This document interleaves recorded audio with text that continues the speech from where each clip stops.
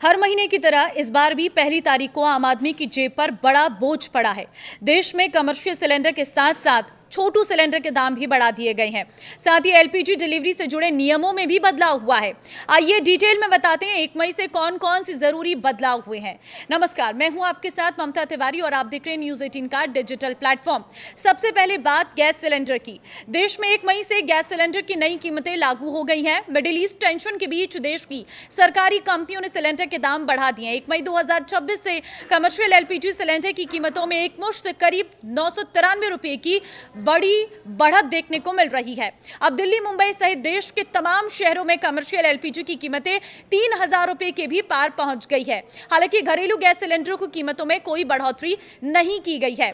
आज 1 मई से राजस्थान की राजधानी जयपुर में कमर्शियल सिलेंडर का रेट 2031 रुपये की बजाय 3099 रुपये हो गया है। सरकार ने 1 मई 2026 से कमर्शियल सिलेंडर के दाम में तो बढ़ोतरी की ही थी, साथ ही 5 किलोग्राम वाले फ्री ट्रेड एलपीजी FTL सिलेंडरों की कीमतों को भी बढ़ा दिया है।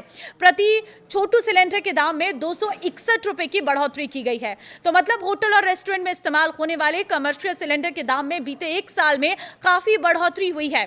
बीते अप्रैल महीने में भी कमर्शियल सिलेंडर के दाम बढ़े थे और इस महीने में इनके दाम और बढ़ गए हैं। इस साल कमर्शियल गैस सिलेंडर की कीमतों में बड़ी बढ़ोतरी देखने को मिली है। तो इस लिहाज से देखें तो अब गैस सिलेंडर की कीमतें बढ़ने से होटल और रेस्टोरेंट का खाना आपको महंगा पड़ने वाला है।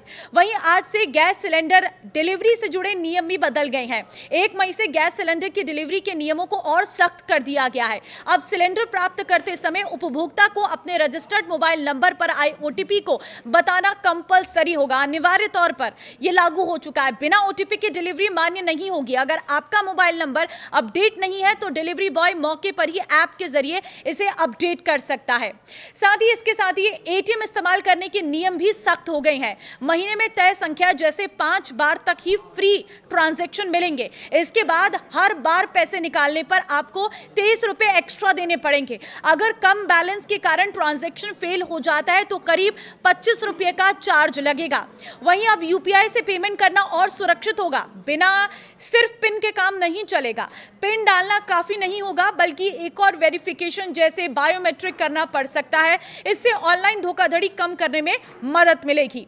सरकार ने हवाई ईंधन ATF के निर्यात पर 33 रुपए प्रति लीटर ड्यूटी तय की है। अच्छी बात यह है कि घरेलू फ्लाइट्स के लिए ATF के दाम नहीं बढ़ाए गए हैं, जिससे हवाई किराए फिलहाल स्थिर रह सकते हैं।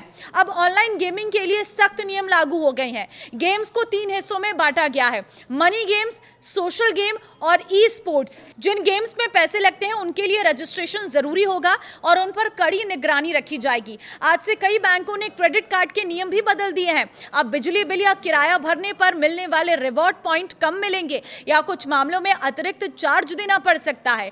तो ये है वो बड़े बदलाव जो 1 मई से पूरे देश भर में लागू हो रही हैं। ये सभी बदलाव आपकी जेब पर सीधे असर डालेंगे। तो इस वीडियो को आप जितना हो सके शेयर कर दीजिए ताकि सभी लोगों को इन बड़े बदलावों के बारे में पता चल सके, क्योंकि ये फाइनेंशियल लिहाज से बहुत इंपॉर्टेंट है, क्योंकि इसमें UPI के नियम भी है, पैसे से जुड़े नियम भी है और सबसे महत्वपूर्ण चीज ये है कि अब सिलेंडर की प्राइस भी हाई हो गई है और बिना OTP के सिलेंडर आपको नहीं मिल पाएगा।